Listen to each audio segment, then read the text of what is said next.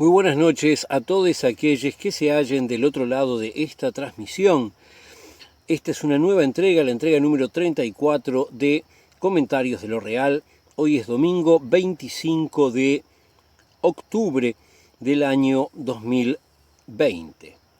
Bien, vamos a empezar hablando de lo que este gobierno hace con respecto al pasado. Este gobierno prometió que iba a hacer un montón de auditorías porque ellos decían que habían un montón de irregularidades. Muy bien, ya se han presentado 12 auditorías y en ellas lo que dicen es que hubo desidia.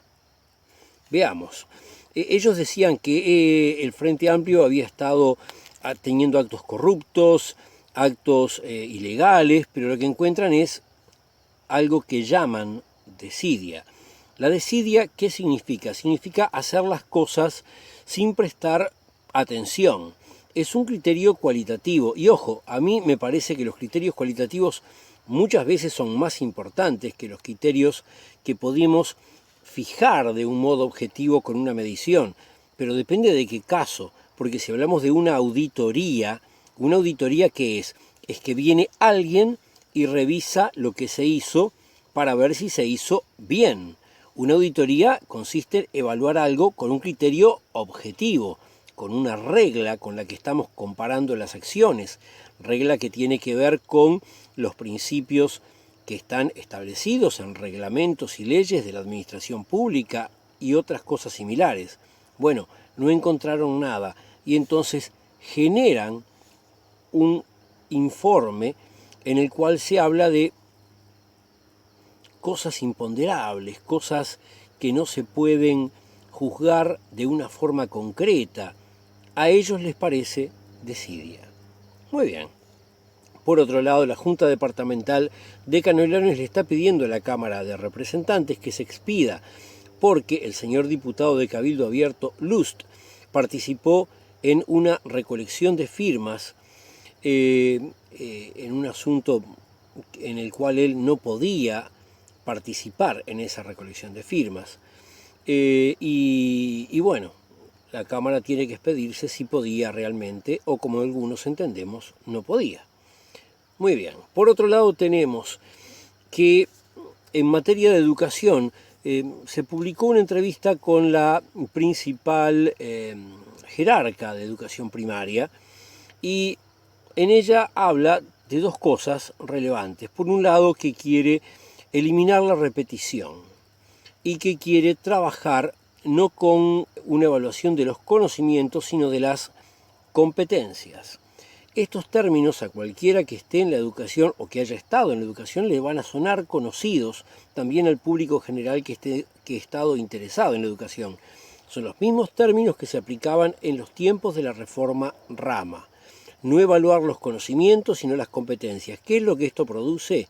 Lamentablemente lo que esto produce es gente que sale de la escuela con conocimientos por debajo de los que debería tener. También están planteando otras cosas, como hacer ciclos de 3 años. Antes se hablaba de ciclos de 2, primero y segundo, tercero y cuarto, quinto y sexto. Ahora hablan de primero, segundo, tercero, cuarto, quinto, sexto. Eso es discutible. A mí no me parece buena idea los ciclos de 3 años, pero entiendo que eso sí es discutible. Y se habla de una cosa que a mí personalmente me parece muy buena, que es eliminar las notas. Pasar a que haya una condición de promovido, una condición de no promovido, y que los carnets funcionen por un juicio. Buen alumno, que se aplica y trabaja, debe esforzarse más, consiga resultados positivos, colabora con el maestro y los compañeros, lo que sea según cada caso. Esos criterios cualitativos, ahí sí, los criterios cualitativos son muy importantes, porque estamos hablando de que hay un docente en contacto directo con un alumno y puede expresar un criterio cualitativo de cuál es la experiencia educativa que están viviendo.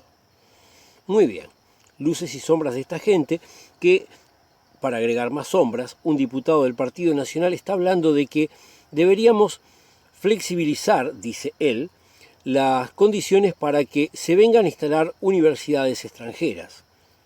Fíjense, en el presupuesto no le quieren dar fondos a la Universidad de la República, que es lo que quieren privatizar la educación, porque quieren que la educación se transforme en una mercadería más, no en un derecho humano de los uruguayos, sino en una mercadería para comprarla y venderla, para meterla en el circuito de los negocios. Muy bien. El circuito de los negocios tiene mucho que ver con la división de clases. Y es interesante ver que ha habido un estudio que dice qué ha pasado con la distribución del ingreso en este periodo de pandemia. Bueno, en Uruguay, en este periodo, nos encontramos con que hay más pobres y hay menos ricos y hay menos personas en las capas medias. Vale decir, las clases sociales se van separando crecientemente. Y algunos podrán decir, ¿es por causa de la pandemia? No, no. La pandemia en Uruguay empieza casi al mismo tiempo que el nuevo gobierno. La pandemia se podía enfrentar como la enfrenta este gobierno o de otras maneras, pero fíjense que este gobierno ha elegido subir tarifas, subir el dólar, no brindar una compensación universal a todos los que no pueden trabajar plenamente, ha generado con sus medidas recesivas más empresas al seguro de paro, etcétera, etcétera. Conclusión, la división creciente de las clases es responsabilidad de las medidas de este gobierno, no de la pandemia. Pero, ¿qué ha pasado con la pandemia? Bueno, tenemos que hay más casos en Rivera, casos en escuelas en Rivera, y ello ha llevado, y en otros lugares más, en Montevideo, en Canelones, todo eso ha llevado a que hayamos pasado de la fase verde a la fase amarilla. ¿Qué significa esto de las fases? Bueno, hay un estándar que se creó internacionalmente que estudia cuál es la cantidad de casos para cada 100.000 habitantes. En Uruguay tenemos unos 3 millones y pico de habitantes. En 1 millón de habitantes tenemos 10 veces 100.000. En 3 millones de habitantes tenemos 30 veces 100.000. En 3 millones y medio de habitantes tenemos 35. Cuando pasamos más allá de esa cantidad de casos diarios, nos vamos trasladando a un territorio en el cual el promedio finalmente semanal nos hace pasar a la siguiente fase, a la fase amarilla. Significa que hay mucha mayor cantidad de virus circulando. Muy bien. Eso ha llevado a que se suspenda la obligatoriedad de la enseñanza en Rivera, siendo que estamos en un momento en el que se estaba hablando de volver a la obligatoriedad plena de la enseñanza en todo el país. El tema de Rivera lo está complicando, pero no es solamente el tema de Rivera. Fíjense, ¿se acuerdan que hace muchas semanas yo dije, cuidado, frontera, frontera? Bien, Rivera es una de las fronteras. La otra frontera es la frontera con Argentina. En esta semana también trascendió que cuando entran argentinos al Uruguay, los argentinos que pueden entrar por distintas situaciones, como por ejemplo que tienen residencia o causas de fuerza mayor, se les pide cierta información, como cuando nosotros viajamos en un ómnibus interdepartamental, entre ellas un número de teléfono para localizar a la persona. Bueno, después no los pueden localizar. Están dando números que no son localizables. Hay un cierto nivel, no digo que en todos los turistas o no todos los viajantes que vienen de Argentina, pero en algunos de ellos hay un nivel de mala fe. Fíjense que aparte, muchos de estos que vienen escapando al horrible gobierno peronista. Son lo que en la política argentina llaman gorilas, o sea, gente de la derecha que se viene al Uruguay porque no les gusta un gobierno que tiene un tinte progresista. Entonces, esa gente que viene acá y después habla pestes del gobierno argentino y que el gobierno uruguayo dijo, queremos traer tantos cientos de miles de argentinos, porque según ellos, como tienen plata, vienen acá a generar puestos de trabajo. Yo no lo veo, vienen acá y simplemente lo que hacen es aumentar la separación de clases. Traen gente con mucho dinero que va a contratar gente por sueldos miserables, aumentando la separación de clases, aumentando la tasa de ganancia para los ricos y poderosos, pero además, en este caso, vienen a practicar el mismo tipo de irresponsabilidad social. Porque cuando viene un trabajador, viene un venezolano, un cubano, un haitiano, un dominicano, cuando viene un trabajador como antes venían los vascos y los italianos, y los gallegos, y los judíos, y los armenios, que vienen a trabajar, esa persona va a cumplir las normas, porque no quiere exponerse y estar en riesgo. Cuando viene un millonario, él viene por allá arriba, yo vengo acá, y si estoy incómodo me voy a Miami o a otro lado. No se afincan en el lugar, no vienen a trabajar. Y esto es peligroso y esto ha hecho que los casos aumenten. Y también por Rivera se señala que por Cerro Largo entran brasileños que también después no resultan posibles de ser fácilmente localizados. Bueno, ¿qué pasa con las empresas en este momento? Bueno, los hoteles han creado una cámara y han dicho, dejen entrar a los turistas que ya tuvieron el COVID. Bien, y al mismo tiempo tenemos que ha habido una versión del gobierno de intentar analizar darle beneficios al turismo interno. ¿Por qué? Y bueno, porque no se puede dejar entrar con este antecedente de la gente que no está dando bien sus datos y con el antecedente del aumento de los casos a raíz de las zonas fronterizas. Bueno, va a haber un verano con fronteras bastante cerradas y el turismo interno puede recuperar algo de los puestos de trabajo que giran en torno al turismo, pero ojo, que el ingreso de divisas del turismo no proviene del turismo interno y por tanto va a haber una caída en ese ingreso de divisas. Hablando de caída, también hay problemas con la caída de lluvia. Hay una necesidad de mayor lluvia en el agro para después tener productos exportables, pero tampoco demasiada, porque si hay muchos días sin sol, los productos que deberían producirse en esta época no se producen y aumentan los hongos. Es una situación compleja la que está viviendo el agro. No lo digo para defender a los empresarios del agro, sino por la incidencia que después eso tiene en la vida de todos nosotros, porque es uno de los elementos que hay importantes en nuestra vida. La producción de alimentos, no solamente para exportar, como quieren los productores rurales, sino también para comprarlos en la feria y los trabajadores tener nuestro alimento. Si no, suben también esos precios. Bien, hablando de precios, un empresario hotelero argentino, uno de los argentinos ricos y famosos, porque si quieren venir los argentinos de a pie, los argentinos que son trabajadores, que son investigadores, que vengan, está bárbaro, pero los poderosos, bueno, un empresario hotelero se compró el antiguo avión presidencial y pagó $180.000, cosa que para un avión es un chiste. Claro, uno dice, no, mucha plata, sí, para mí es mucha plata, para usted es mucha plata. Para comprar un avión es un chiste, aunque sea usado, no importa. Muy bien, sigamos con otros asuntos. Tenemos que, ya que hablamos de los empresarios, vamos a hablar del PIT-CNT. El PIT-CNT está quejándose del decreto anti-ocupaciones que sacó este gobierno y dice que ese decreto va mucho más allá de lo que ya la retrógrada Ley de Urgente Consideración o LUC planteaba. Sutel hizo un paro por 24 horas, el sindicato de la UTU también hizo un paro de 24 horas. Todo esto tiene que ver, el tema del decreto de las ocupaciones, con que los empresarios articulan en la OIT para que la OIT se queje de la legislación uruguaya y después crean como que eso es un problema. No, acá no hay ningún problema. Hay una forma uruguaya de entender el derecho a la huelga que incluye el derecho a la legítima ocupación. Pero los empresarios lo que quieren que es desmovilizar los sindicatos, debilitar los sindicatos para imponer sus criterios impunemente.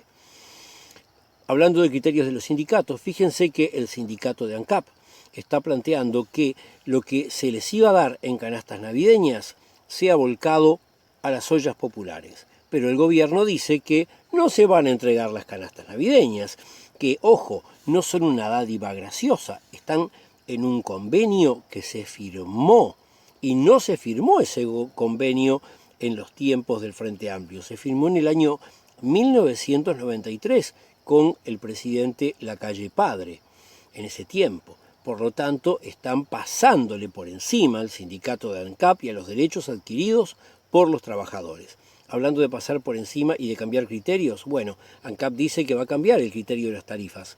Lo que está diciendo es, nos van a subir la nafta, el gasoil, con lo cual encarecen el transporte y toda nuestra vida, porque el transporte que nos movemos, por el ómnibus, por los fletes, por el traslado de los comestibles de que estábamos hablando antes, pero también el supergas, que muchísimos usamos para cocinar, etcétera, etcétera, etcétera. Muy bien.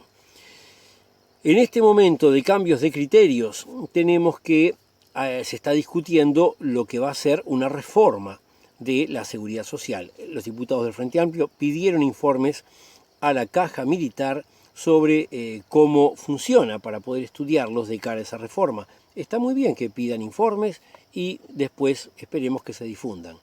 Hablando del Parlamento, Mujica y Sanguinetti dejaron sus bancas parlamentarias. Ambos fueron presidentes, ambos son personas con una edad avanzada. Yo estoy convencido de que las personas con edad avanzada tienen mucho para aportar al país, pero hay que ver desde dónde.